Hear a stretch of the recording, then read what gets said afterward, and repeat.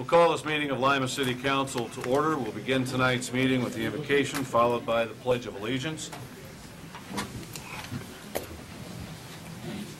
Heavenly Father, we come before you this evening to carry out the business of the city of Lima. We ask that you guide our minds and our hearts as we make those decisions and lead us all into a prosperous 2013.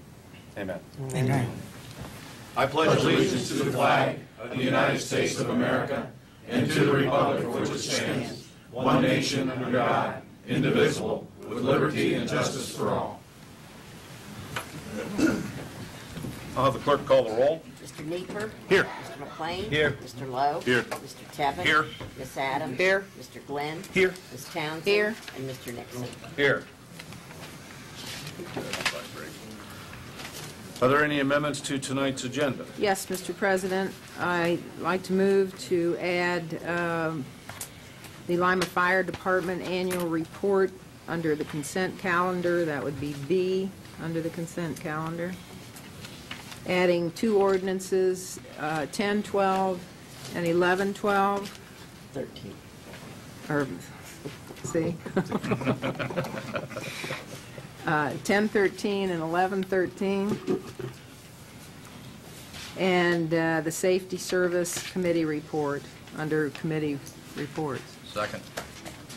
The motion and the second is to amend tonight's agenda by adding item B, the Lima Fire Department annual report, to the consent calendar, adding the Safety Services Committee report to the reports of committees, and adding ordinances 1013 and 1113. Is there any discussion? All those in favor of the motion signify by saying aye. Aye. Those opposed? The motion carries.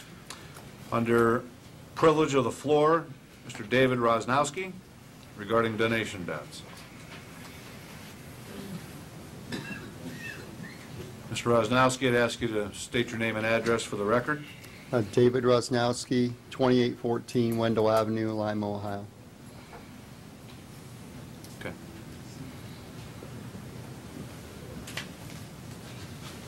Yeah, Go ahead, okay. please. Mr. President, and Mayor, and City Council. My name is Dave Rosnowski, and I own and operate the Neighborhood Relief Thrift Store here in Lima, Ohio, along with my wife. We opened our business in 2000. We were over by the old Kmart building on Allentown Road. We service all the assistance agencies in the community, from LACA to the Red Cross, Job and Family Services, Help Me Grow, WIC, the list goes on and on. And we provide material support to these agencies. We also provide monetary assistance to local charities such as the Fellowship of Christian Athletes, Teens for Christ, and other agencies. We are not a nonprofit organization, but we are registered with the Attorney General of the State of Ohio as a charitable organization. We have to meet the requirements of the state to maintain that status.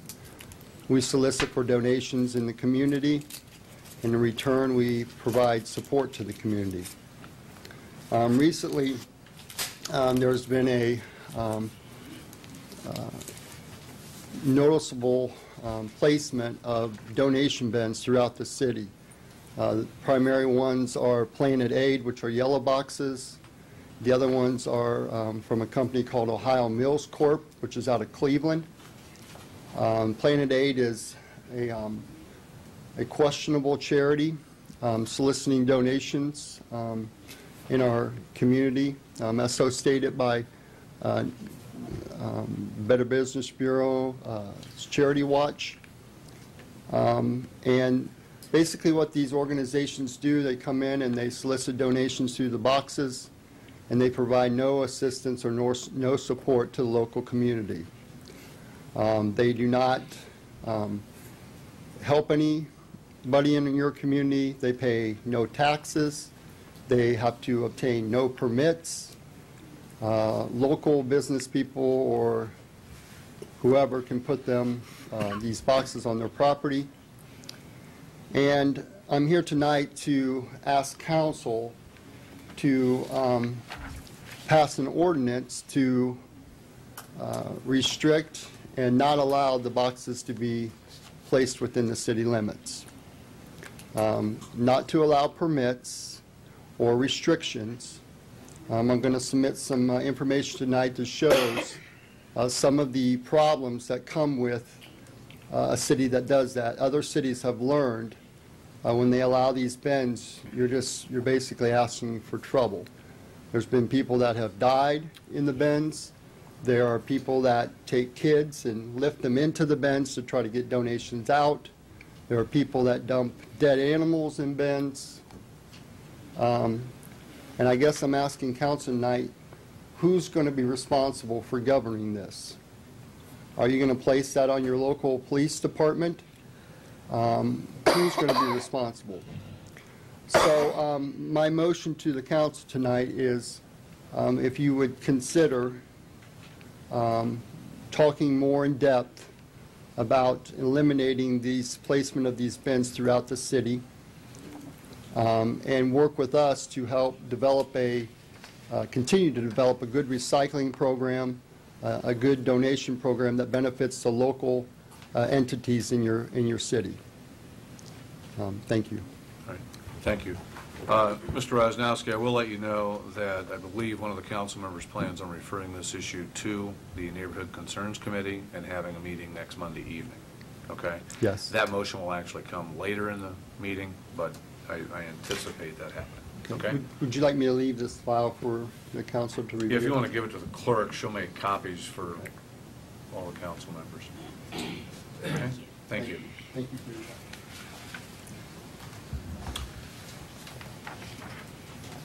Okay. I am going to ask for an additional amendment to the agenda to move the reports of officials to be the next item on the agenda. Second. So moved. Motion the second is to move reports of officials, Mr. Jack Keegan, to the next item on the agenda prior to the consent calendar. Is there any discussion? All those in favor of the motion signify by saying aye. Aye. Those opposed? The motion carries. Under reports of officials, Mr. Jack Keegan from the Public Utilities Commission of Ohio. 6'3", 6'4". To fix our railroad tracks. Yeah. Can we talk to you about that? Yeah.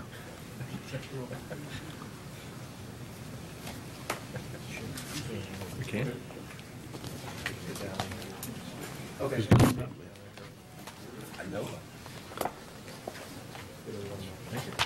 Better keep one for yourself. The mayor. Oh. Yep. So, Pass this on down. Pass that to Tony, where we just picture. Oh, here it is. Electric and natural gas. Oh, thank you very much for letting me come and speak here today. My name is Jack Keegan with the Public Utilities Commission of Ohio. We are the regulatory body above the investor-owned utilities. My job is to talk to local officials, chambers of commerce, civic organizations, and the general public about the new restructuring of the electric and natural gas industry, and how that will affect local communities as well as small businesses throughout the state of Ohio. So I guess I put together this slideshow. Should give you a pretty good overview about the restructuring. If you do have any questions, you can ask them as it comes up, or we can wait to the end. This is a brief overview of what electric and natural gas choice. With electric and natural gas choice in Ohio, individual small businesses, large industrial consumers now have the ability to buy directly from suppliers of natural gas and electric. In the past, we had a structure where we had a single utility that would sell to all the consumers within that territory. After Senate Bill 3 in 1999, they restructured it so that it allowed consumers to buy directly from the competitive market, but maintain the lines and distribution systems that came with that natural monopoly of that utility company. So really what the things that have changed, Most things did stay the same. Your utility still delivers the electricity, natural gas. You still get the service even if you choose not to shop around. We still have those programs around, as well as social programs like PIP, PIP Plus, and HEAP will still maintain and continue.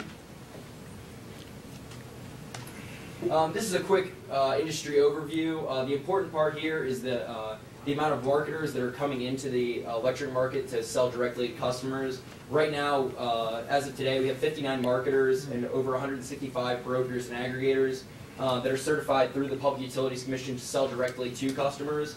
And 217 communities have established electric aggregations to date. So that's as of the November election. This is a little overview about how a supplier can be certified. They're all suppliers are required to be certified through the Public Utilities Commission. The Public Utilities Commission will review the application, and if they find throughout the application, or as long as they stay in service in Ohio, if they're violating rules or they are being predatory on consumers, we can take steps to protect consumers in that case. We also give out the call number for the general public and business community, so they can call us. We have investigation teams that do this 7 days a week. They go out and analyze cases. This is the consumer response to the choice program. I guess the numbers are kind of hard to see, but we have seen, as of October 2012 was the most recent data, AEP and DP&L, the amount of consumers that are choosing to engage in electric shopping has grown dramatically as of that quarter. We've also seen a tremendous amount of large industrial consumers. We have over 90% of industrial consumers that are shopping around, and we're growing in the residential and small business market as well. I guess to help consumers, because it is kind of a new market, we give out 2 free tools to shoppers to kind of help them through that. The first is the price to compare. The price to compare tool shows up on all bills that are investor-owned utilities, DP&L, AEP bills. It's a simple tool that allows people to figure out exactly how much they're paying for their electricity usage. So it's basically your generation charges, how much it costs them to turn on the coal or natural gas or the wind turbine, and we bring in with that the amount of money that they're able to avoid paying to their utility. Obviously, there are still charges that the utility maintains just because they do maintain the lines and transmission systems. This is how you can find it on the bill. It's usually a phrase like this on your bill. It's to save money, it has to be lower than your price to compare. For this example, we use 6.7 cents. So that would be your generation charge, and if you want to save money, it would have to be under 6.7 cents for your new supplier. Again, as I said, it's about 50. Your generation charges are about 50% of your total bill. So if a supplier offers 10% off your price to compare, that you'll save about $5 per month. Here's the apples to apples chart. This is our second tool. Price to compare is our first. Kind of figure out what that fixed number is. In the apples to apples chart, we have a listing of all of the suppliers and all of their the cost or how much it is to shop around to consumers. So you can take that 6.7 cents and see what AEP, Border Energy, DP&L, a bunch of different electric companies are charging. We also have them list things like how much it is to exit your contract and how long the contract term is available. And we encourage people not only to look at this list, because this is it's a great list for consumers, but also to call that company and make sure if there's any other incentives that the company might be throwing out at that moment. Here's some additional tools for your natural gas as well. More people are really focused on the electric right now, but I think as kind of that natural gas market develops, we're going to see a lot more. There's going to be a lot more questions as far as natural gas goes, but we also have apples to apples charts on natural gas as well. This is the big thing that local communities are looking into: government aggregation. Government aggregation is basically when a group of consumers comes together to buy in bulk. You can think of it as shopping at Costco versus buying a single item.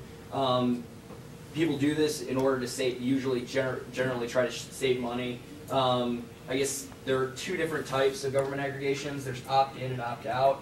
Opt-in aggregation is where consumers have to voluntarily go into the aggregation, the group.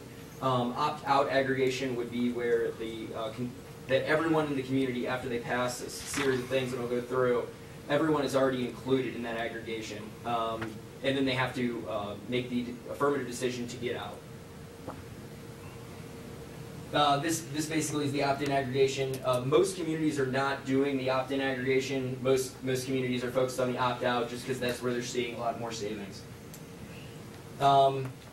This is the opt-out aggregation. I've listed the steps. They're listed in 4928.20 of the Ohio Revised Code.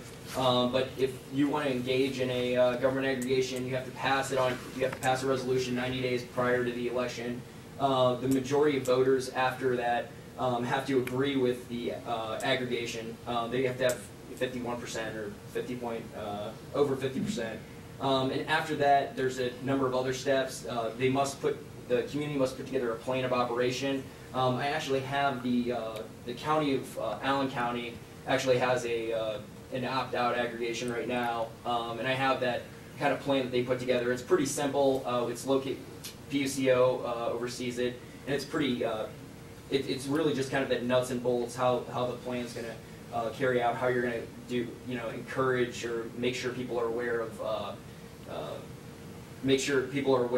what the aggregation even is.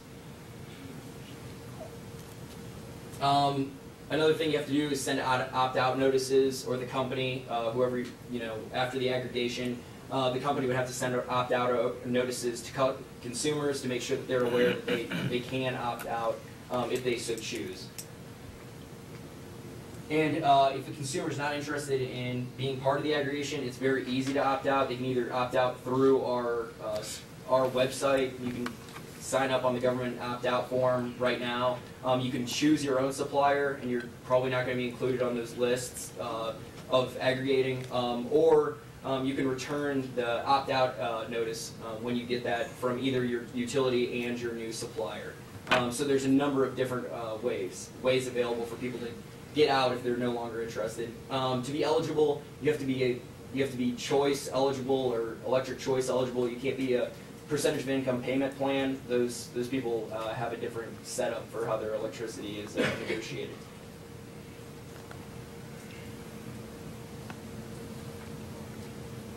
Deciding to stay with the aggregation, every 3 years, members of the community have the ability to opt out of the aggregation for no fee. I guess the reason that individuals usually stay with an aggregation is that the larger groups have better buying power, but depending on how an aggregation is, or maybe the way that a consumer might use their electricity, they might go with a different supplier. Just, there's a number of reasons to go with different suppliers, but those people have that option after 3 years. And that's my presentation. If you guys have any further questions, I would be happy to kind of go more in depth on either the process of aggregating or the electric or natural gas kind of restructuring of the industry going on. Mr. President? Mr. Tevin. Just one comment, and you mentioned natural gas and electric. I've used the option to choose my supplier for many, many years now, and it's, for natural gas, it was very simple. This last fall, when we started to be bombarded from AEP retail with letters at our homes, and that was one of the most confusing transitions I've ever seen. Mm-hmm. And I was getting calls saying, what do I do? I had no idea how to answer them. When I went to the website for the PUCO, for the apples to apples, the electric side compared to the gas side was not nearly as informative, not nearly as straightforward, not nearly as simple. I don't know if I made a mistake or not with who I signed up with, to be honest with you. Right. So you thought the electric side was more... The electric side was much more confusing. To the retail user, the natural gas is very simple. Okay. And the apples to apples chart is great. I mean, for natural gas, it's very simple to follow, and you know exactly what you're doing. the other side for the electric side, with what we were receiving in our mailboxes at that time and the deadlines we were facing, I think a lot of people were, felt like they had to make a decision, and they were concerned, as I was, am I making the right decision and locking myself into a rate where I could have saved myself some money? Yeah, we've actually heard that kind of at the Public Utilities Commission. I'm part of a new task force. There's 4 of us. We host workshops every week, kind of just informing consumers how to use those website tools and more of what their rights are. A lot of times you said the deadline. A lot of times those deadlines are like sale. It's a sale or kind of manufactured deadline where those kind of prices taking away from that. Trying to take that pressure off consumers that might feel pressured to sign immediately. Right, and I guess my comment to that would be that's where I expect the PUCO to step in and stop that, and not allow these companies to pressure, the retail market in that manner. That's just a comment, and please take it back and share it with them. Yes. Thank you. Well, Mr. President, Mr. Neighbor. to that point, I agree. I recently switched to an energy seller, and with my power bill, and I get my electric bill the next month, and it was more than double. And I could not figure it out, and it just happened that I did in the winter, where my heating costs were starting to accrue, and apparently one of the programs was eligible for a 12-month rolling average, is how I've always done it. One of the bills was eligible, one of them wasn't. These are the sort of things that just create nightmares for people, and I was able to weed through it after several phone calls, but my general thought at the end was, why would anyone want to waste their time to save a penny per kilowatt hour? And I think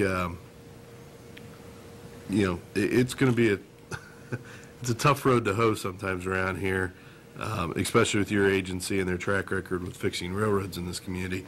And I know that's not you, but, I certainly think I'm going to be very cautious if we proceed down this road representing the folks that I do in my ward. Thank you. Mr. President. Mr. Glenn? Yeah, I just have one big complaint. Your respond time. When you calling about a problem with your electricity, and I know Ms. Niebuhr brought up the railroads, and there's no call back. You continue calling and calling and calling, and no one return your call. So how do you guys fixing that? Well, I guess on the consumer side, we have a service monitoring enforcement division. Right. That has 12 people that are staffed 9 hours a day. Between the hours of 8 and 5, you shouldn't have more than a 15-20 second wait to talk to an actual investigator, or at least be put through to the investigator on a case. But if more of on the government community relations side, I think they're doing more. I'm part of that kind of transition to more of a proactive approach to that. But if you need of anything at the Public Utilities Commission, please give me a call or shoot me an email, and I will make sure that that's put forward. Well, I'm hoping the public, if I'm a councilman, I'm going to get to you anyway, but I didn't get to you. Now, since you're here, you know me face to face, I'm going to call you. But the deal is, though, 2 or 3 days, I still have not got a response back. Right. So, Well, I would say I've not, and thank you, I will pass that along. But that Service Monitoring Enforcement Department is staffed 9 hours a day with folks in Columbus. That all their job is just to investigate, and that shouldn't happen with the wait that long. Thank you. Mr. President, Ms. may Clemens? I ask a question? Yes, Madam Clerk. How does AEP determine what their charge is going to be if you've gone with a different choice? There's always an expense there from AEP. How are those? How do they determine that? Right. That is, I guess that's their utility transmission and distribution charge. That is all. Those are all kind of fought in front of the Public Utilities Commission. They have to. It's a long process, but basically they have to show expenses that they've either invested in new distribution lines or transmission lines, or accrued some costs of their distribution or transmission. But as far as the choice program, that is totally, there's no relationship between that and the generation. And that's something that they've done with restructuring with, that distribution and transmission will not change if you switch. Should not, and if it does, please give us a call at the PUCO and find out what's going on with that. But there should not be it will not change. That transmission distribution is going to be fixed.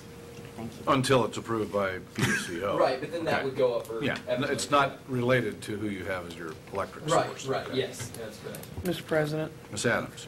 I'd like to add to what the other counselors have said.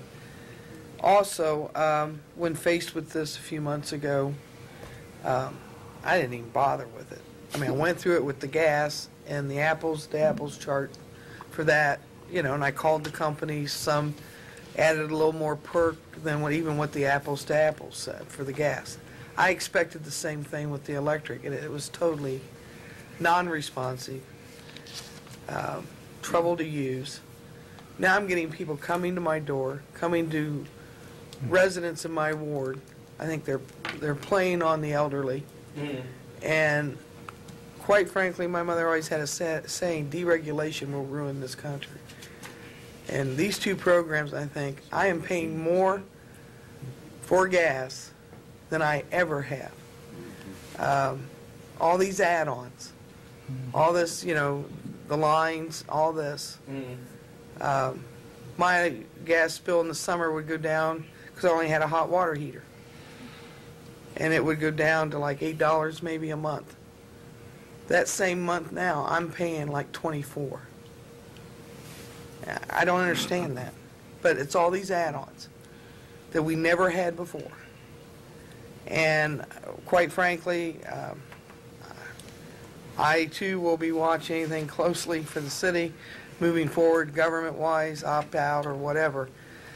But right now for residential, it's a nightmare. And I have called PUCO. I have gotten through and had responses or a follow-up call. I've even called the state rep for this area. And again, I think it plagues on the elderly. And these people at the door, you know, they want to see your bill. I shouldn't have to show them my bill. Right. Well, yeah. Okay, and when you don't show them the bill, they don't like that. And they get very angry. And I'm strong enough to close the door, but I think elderly, they get intimidated and overpowered. And there's more out there that's happening than I think you guys are aware of. Right. Thank you. Thank you, Ms. Adams. Anybody else? Aren't you glad you came tonight? I mean, I guess those same concerns are, I guess we share. Yeah, we've done a tremendous amount of workshops. Probably done 10 workshops with elderly individuals in the last like 2 or 3 months. So we are aware of those concerns, and we are working to kind of correct that. Okay. Mr. President, Mr. Lowe?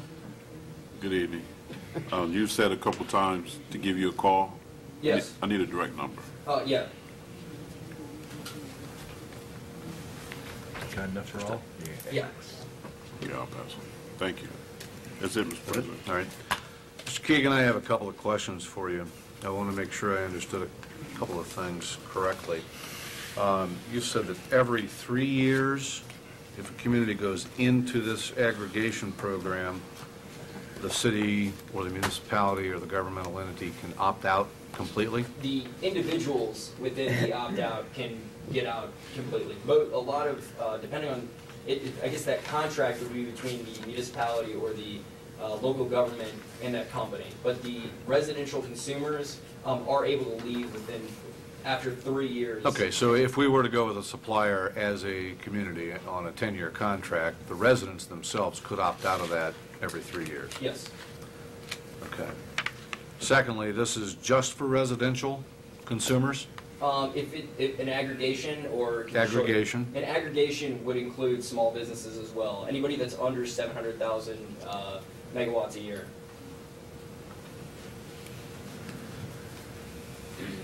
I'm sorry, 700,000 kilowatt hours a year.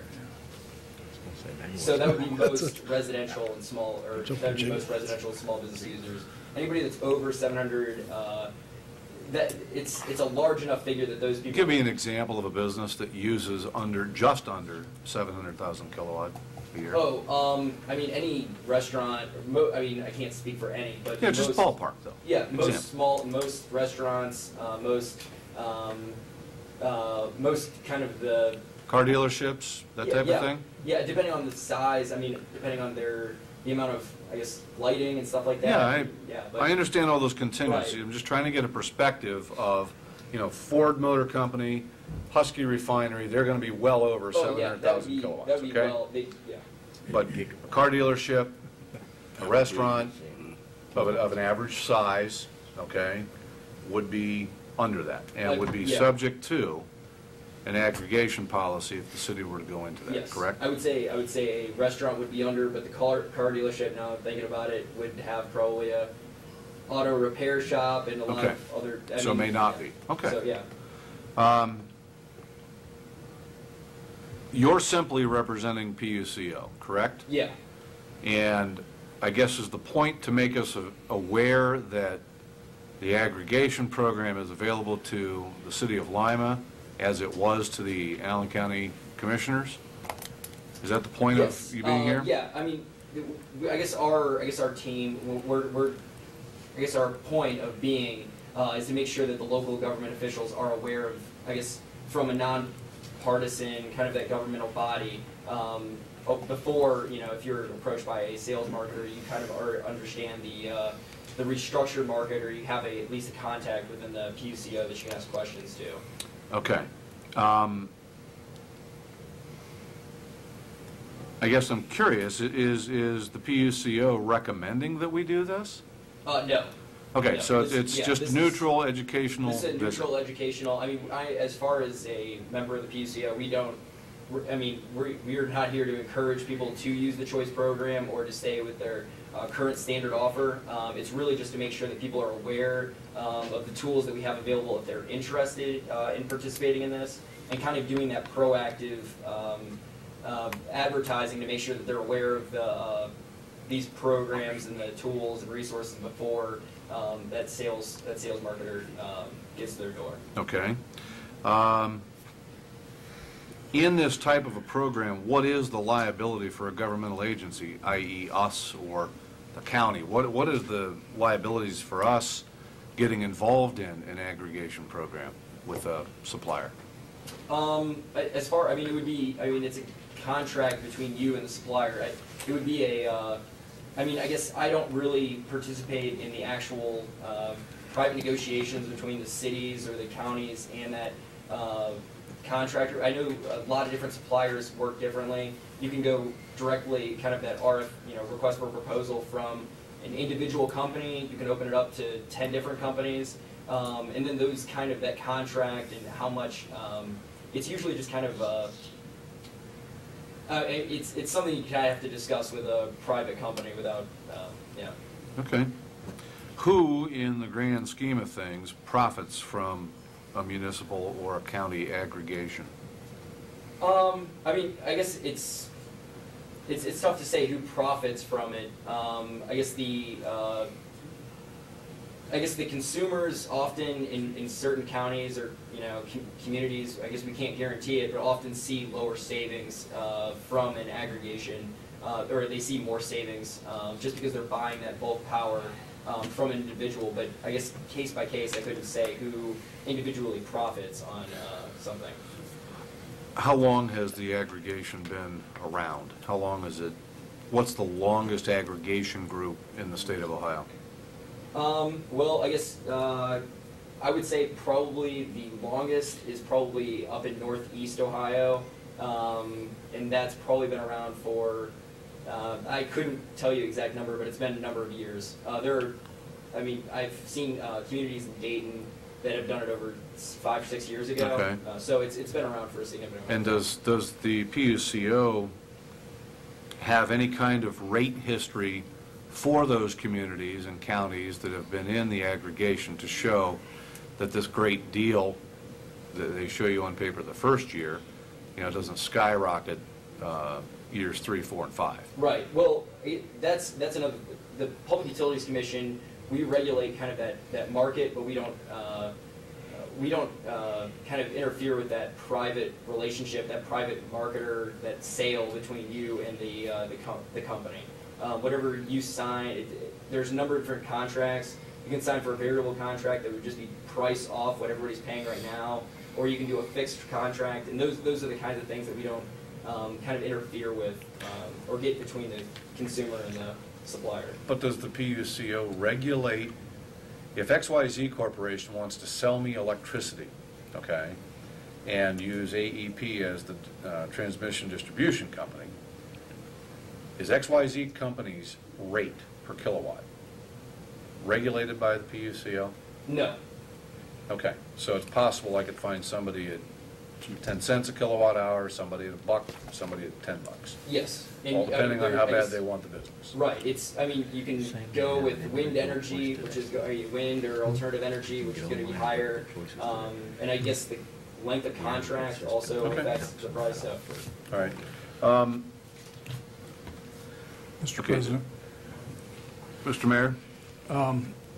Mr. Keegan came to visit late summer, I think it was, with me and Mr. Cleaves. We talked about some of this then, and then around late in the year, there was correspondence from his office. The administration's perspective here is basically we invited Mr. Keegan here to introduce this publicly.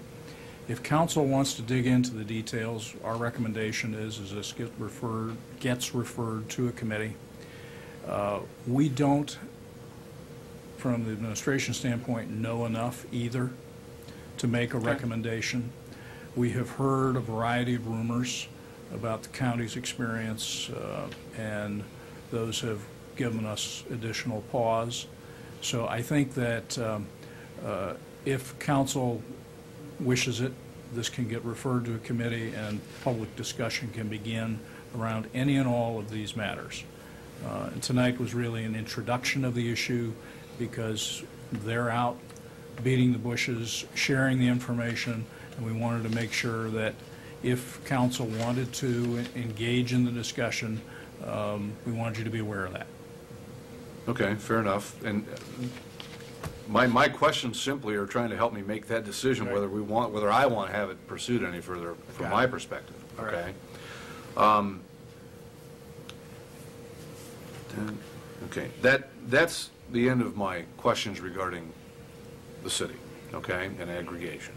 I do have a suggestion for you if you can take this back, because I just went through the natural gas choice and had done it, well, I don't remember how long ago, and I can't find from the supplier where my contract started and ended, and in reviewing my gas bills, I believe it lapsed into a month-to-month. And I think that it would be totally fair for PUCO to require the billing company to indicate where your contract, what kind of contract you have, and when it expires on the invoice. Such as, you know, it's a one-year fixed rate that expires October of 2013. It's a 6-month variable rate, expires May. Or you are on a month-to-month without a contract. And I think that that would help consumers. I don't have time to look at this until Saturday or Sunday, and they're not open when you call. So as, I guess, you can take that back for the gas, but for the electric too, I just think that, so the consumer knows what they've done. Because seriously, there is a bombardment of this information, okay?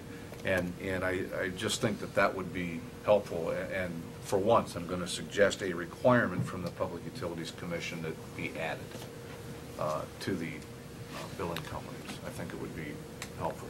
I do appreciate you coming and bringing this information. I wasn't trying to be hard with my questions. I'm just not sure it came about with the county, and since the city wasn't involved in that, nor were we as residents subject to it, but I heard a lot from people in the county that are like, we voted on that when? Okay? You Right. mean we voted on that? So, you know, there's just been some questions, and when it came up as an issue for the city, I do have questions and concerns, and I'm still not sure whether I want to pursue the issue, but I do appreciate you coming in to give us the information, I really do. Yeah, thank you very much. If you have any questions, please call call my cell phone or shoot me an email. I appreciate Okay, it. will do, thank you. Thank you very much.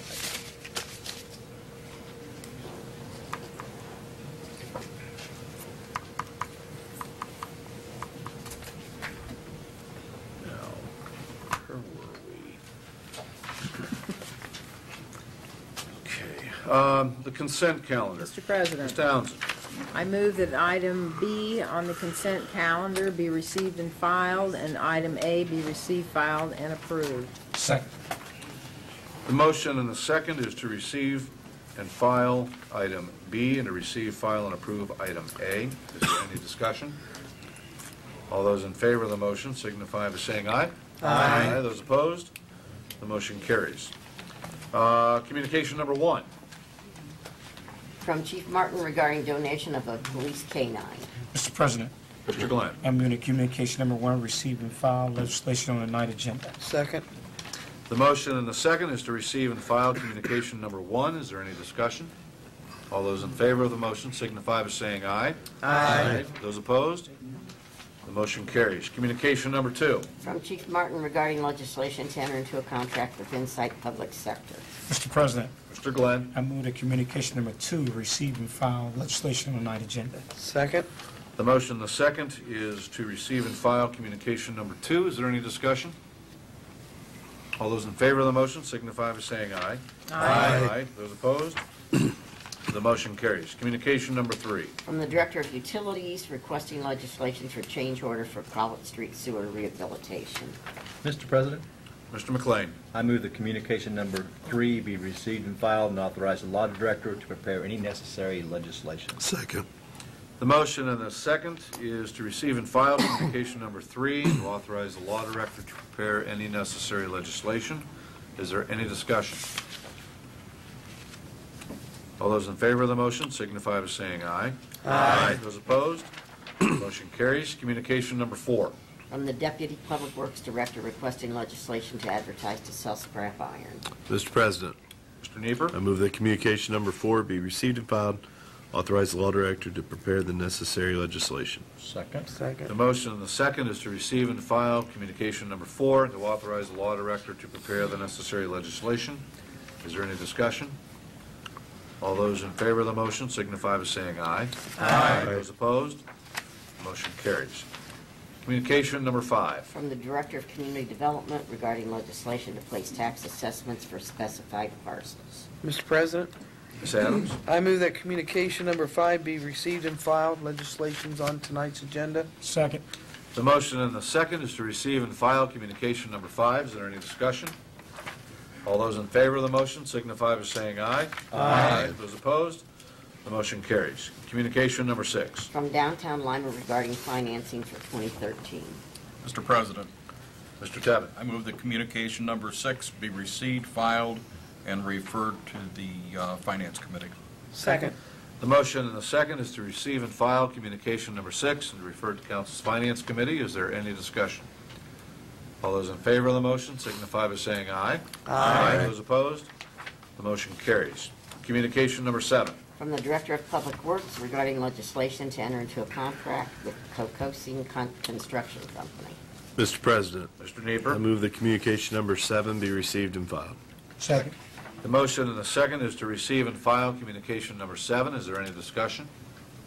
All those in favor of the motion signify by saying aye. Aye. Those opposed? The motion carries. Communication number 8. From the Director of Public Works requesting legislation to enter into a contract with Heapy Engineering. Mr. President, Mr. Nieper. I move that communication number 8 be received and filed. Second. The motion and the second is to receive and file communication number 8. Is there any discussion? All those in favor of the motion signify by saying aye. Aye. Those opposed? The motion carries. Communication number 9. From the Director of Public Works requesting legislation to amend the contract with the Shelley Company. Mr. President, Mr. I Nieper. move that communication number 9 be received and filed. Second. The motion and the second is to receive and file communication number 9. Is there any discussion?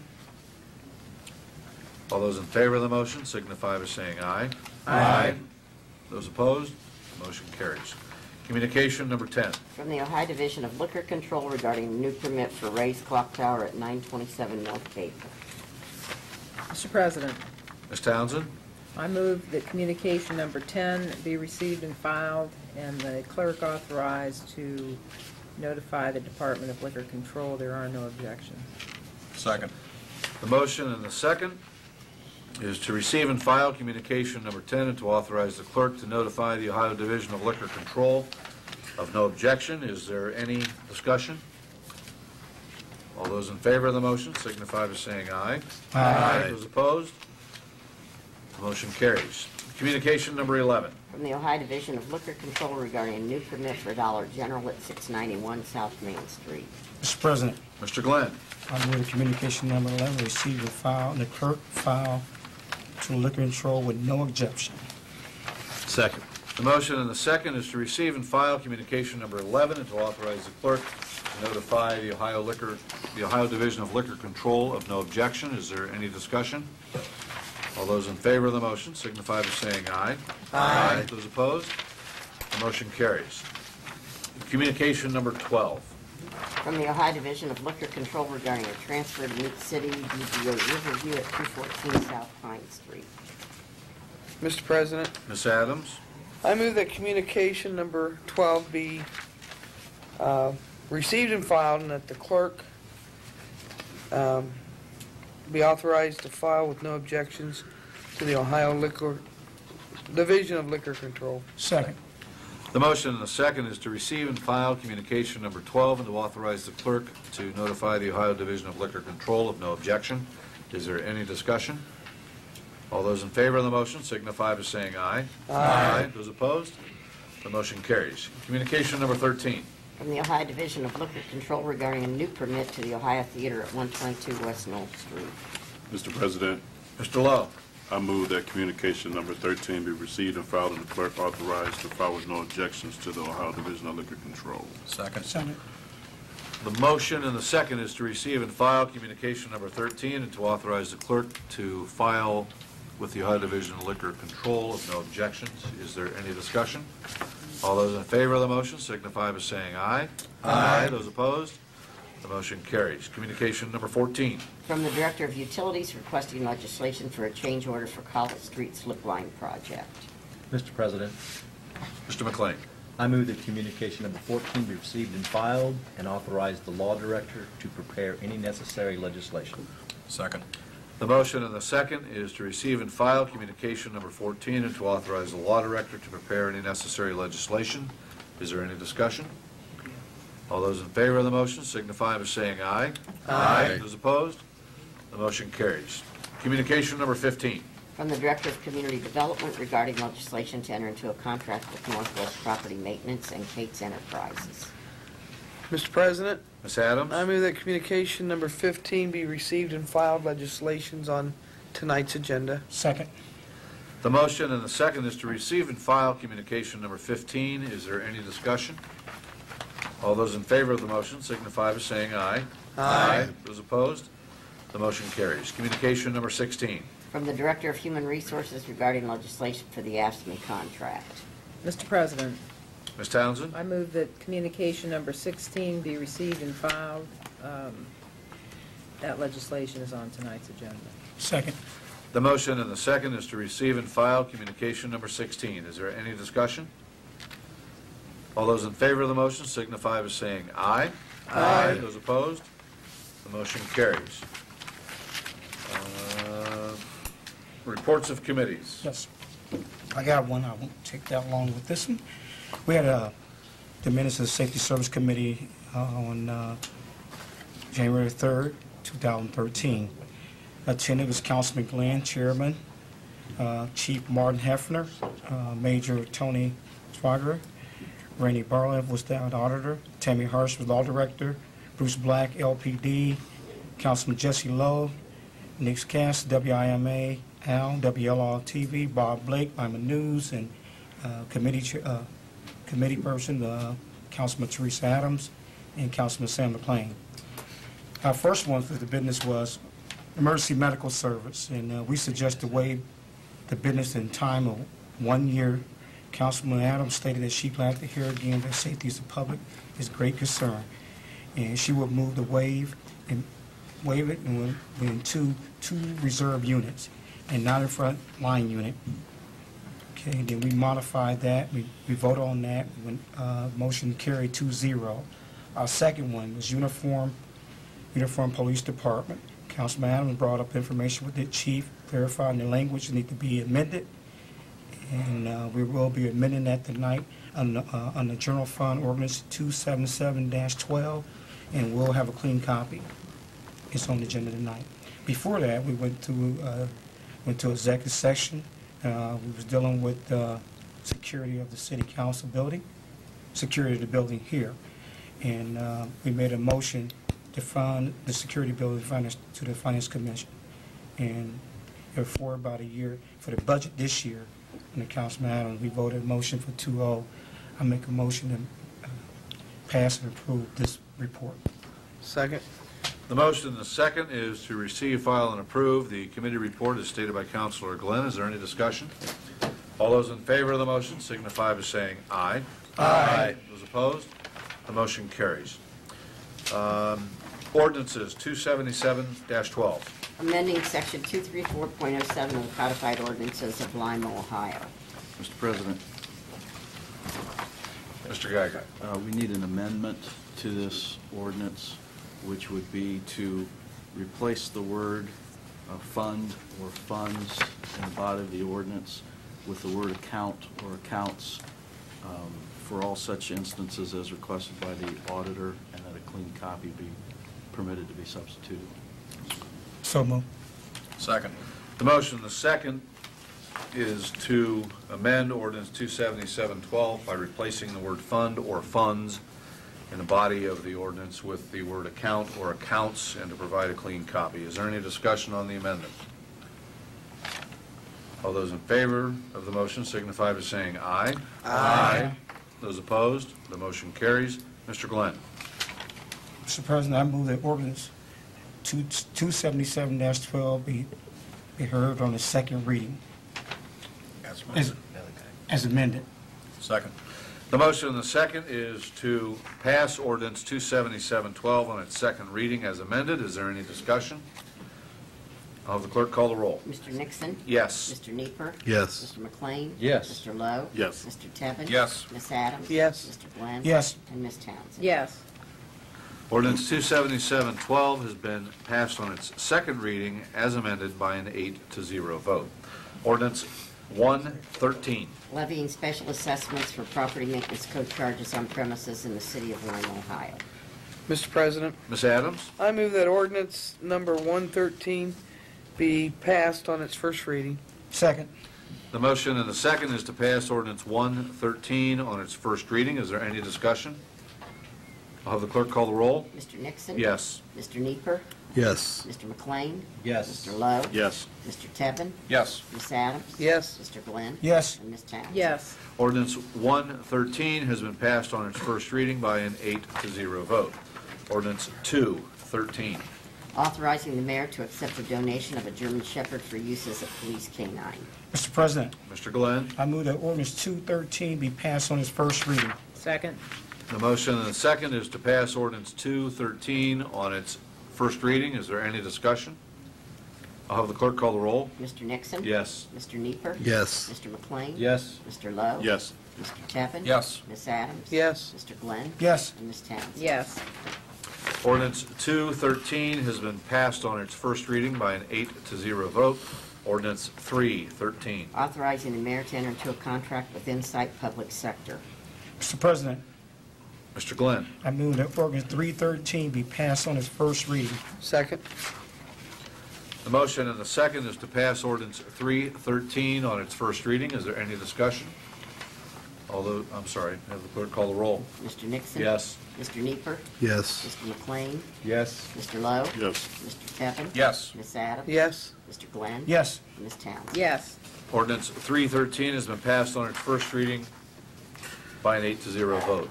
Ordinance 413. Authorizing the mayor to request the Allen County Probate Court to direct the sale at public auction of real property located on Rose Avenue in the city of Lima, Ohio. Mr. President, Ms. Adams? I move that ordinance 413 be passed on its first reading. Second. The motion and the second is to pass ordinance 413 on its first reading. Is there any discussion? I'll have the clerk call the roll. Mr. Nixon? Yes. Mr. Nieper.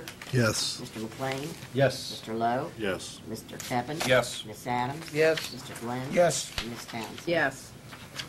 Ordinance 413 has been passed on its first reading by an 8-0 vote. Ordinance 513. Authorizing the mayor to enter into a contract with Jones and Henry Engineers. Mr. President, Mr. McLean. I move that ordinance 513 be passed on its first reading. Second. The motion and the second is to pass ordinance 513 on its first reading. Is there any discussion? I'll have the clerk call the roll. Mr. Nixon? Yes. Mr. Nieper. Yes. Mr. McLean? Yes. Mr. Lowe? Yes. Mr. Tevin? Yes. Ms. Adams? Yes. Mr. Glenn? Yes. And Ms. Townsend? Yes. Ordinance 513 has been passed on its first reading by an 8-0 vote. Ordinance 613. Amending ordinance 13812. Mr. President, Mr. Nieper. I move that ordinance number 613 be passed on its first reading. Second. The motion and the second is to pass ordinance 613 on its first reading. Is there any discussion? I'll have the clerk call the roll. Mr. Nixon? Yes. Mr. Nieper. Yes. Mr. McLean? Yes. Mr. Lowe? Yes. Mr. Tevin? Yes. Ms. Adams? Yes. Mr. Glenn? Yes. Ms. Townsend? Yes. Ordinance 613 has been passed on its first reading by an 8-0 vote. Ordinance 713. Authorizing the mayor to enter into a contract with HEPE Engineering. Mr. President, Mr. Nieper. I move that ordinance number 713 be passed on its first reading. Second. The motion and the second is to pass ordinance 713 on its first reading. Is there any discussion? I'll have the clerk call the roll. Mr. Nixon? Yes. Mr. Nieper. Yes. Mr. McLean? Yes. Mr. Lowe? Yes. Mr. Tevin? Yes. Ms. Adams? Yes. Mr. Glenn? Yes. And Ms. Townsend? Yes. Ordinance 713 has been passed on its first reading by an 8-0 vote. Ordinance 813. Authorizing the mayor to enter into a contract with Cocosin Construction. Mr. President, Mr. Nieper. I move that ordinance number 813 be passed on its first reading. Second. The motion and the second is to pass ordinance 813 on its first reading. Is there any discussion? I'll have the clerk call the roll. Mr. Nixon? Yes. Mr. Nieper. Yes. Mr. McLean? Yes. Mr. Lowe? Yes. Mr. Tevin? Yes. Ms. Adams? Yes. Mr. Glenn? Yes. And Ms. Townsend? Yes. Ordinance 813 has been passed on its first reading by an 8-0 vote. Ordinance 913. Amending the collective bargaining agreement with the American Federation of State, County, and Municipal Employees, Local 1002. Mr. President, Ms. Townsend? I move that ordinance 913 be passed on its first reading. Second. The motion and the second is to pass ordinance 913 on its first reading. Is there any discussion? Mr. President, Mr. Glenn? I would abstain from this vote. Ordinance, let's see. 913. Any other further discussion? I'll have the clerk call the roll. Mr. Nixon? Yes. Mr. Nieper. No. Mr. McLean? Yes. Mr. Lowe? Yes. Mr. Tevin? Yes. Ms. Adams? Yes. Mr. Glenn? Abstain. And Ms. Townsend? Yes. Ordinance 913 has been passed on its first reading by a 7-1 vote with one abstention. 6-1. Sorry. 6-1 vote, which fulfills the requirement for 2/3, so it does pass on its first reading. Ordinance 1013. Authorizing the mayor to enter into a contract with Northwest Property Maintenance Services for property maintenance services for 2013. Mr. President, Ms. Adams. I move that ordinance 1013 be passed on its first reading. Second. The motion and the second is to pass ordinance 1013 on its first reading. Is there any discussion? I'll have the clerk call the roll. Mr. Nixon? Yes. Mr. Nieper. Yes. Mr. McLean? Yes. Mr. Lowe? Yes. Mr. Tevin? Yes. Ms. Adams? Yes. Mr. Glenn? Yes. And Ms. Townsend? Yes. Ordinance 1013 has been passed on its first reading by an 8-0 vote. Ordinance 1113. Authorizing the mayor to enter into a contract with Kate's Enterprises for property maintenance services. Mr. President, Ms. Adams? I move that ordinance 1113 be passed on its first reading. Second. The motion and the second is to pass ordinance 1113 on its first reading. Is there any discussion? I'll have the clerk call the roll. Mr. Nixon? Yes. Mr. Nieper. Yes. Mr. McLean? Yes. Mr. Lowe? Yes. Mr. Tevin? Yes. Miss Adams? Yes. Mr. Glenn? Yes. And Miss Townsend? Yes. Ordinance 1113 has been passed on its first reading by an 8-0 vote. Notre Dame and TV. Discussion. Mr. Niebuhr. Miscellaneous business, I'm sorry. Nothing this evening. Setting a trend, Mr. Glenn. Pay attention. Mr. McLean. Couple of quick items. First, I'd like to remind everyone of the Northside Neighborhood Association meeting. It'll be on the 22nd. It's always on the third Tuesday of each and every month at 7 p.m. at St. George's Parish Hall. Also, I want to thank the street department for getting the snow cleaned off, but I really want to talk to you about the utilities department. And if you see those guys out there working in the cold when it's very, very cold, single digits, fixing your water lines. We've had a series of water main breaks, and those guys have been out there hustling, working in the cold that I wouldn't want to be out in, because it's been very, very cold. So next time you see them, toot your horn at them. Say hi, because they deserve it. Thank you. Thank you, Mr. McLean. Mr. Lowe? Two things. I'd like to make a motion to place the donation bins concerns in the neighborhood committee. Second. The motion and the second is to refer the issue of donation bin placements, as described by our speaker this evening, to the Neighborhood Concerns Committee. Is there any discussion? All those in favor of the motion signify by saying aye. Aye. Those opposed? The motion carries. Thank you, Mr. President. And neighborhood concerns meeting for that subject of the donation bins will be held January the 14th at 5 p.m. And that's it, Mr. President. Thank you, Mr. Tevin. Two things this evening. The Boulevard Neighborhood Association will have their January meeting tomorrow evening, January the 8th at 7 p.m. at the Community Resource Center, which is formerly Fire Station Number 4 at 1440 West Spring Street. The Boulevard Neighborhood Association, Lakewood West, and Sharon Park Neighborhood Association will be holding a joint meeting, and they're inviting people to come and see the building and how it's going to be utilized. The second item, I would like to refer to the Economic and Community Development Committee the issue of, I'm going to say, automobiles in the city of Lima. Included in that, I would like to have them discuss the definition of junk or abandoned, parking, where it's allowed, how many vehicles and how long. That is my motion. Second. The motion and the second is to replace the issue of automobiles as stated by Councilor Tevin in the Community and Economic Development Committee. I wasn't going to try to read that. You want to repeat that? Is there any discussion? All those in favor of the motion signify by saying aye. Aye. Those opposed? The motion carries. And just one comment, after that committee holds their meetings and has a discussion and they decide to take action, the second half of that is how do we fund the resources to implement whatever changes are made to the current ordinances. And I would expect that in the future we'll be referring issues to the Finance Committee from that. Thank you. That's all this evening. Mr. Tevin, I want to, before you release the floor, Mr. Geiger, is it possible for him to amend that motion to include and other committees as the issue requires? Or do we have to come back every time we want to get the funding piece going to finance and then safety services or wherever it goes?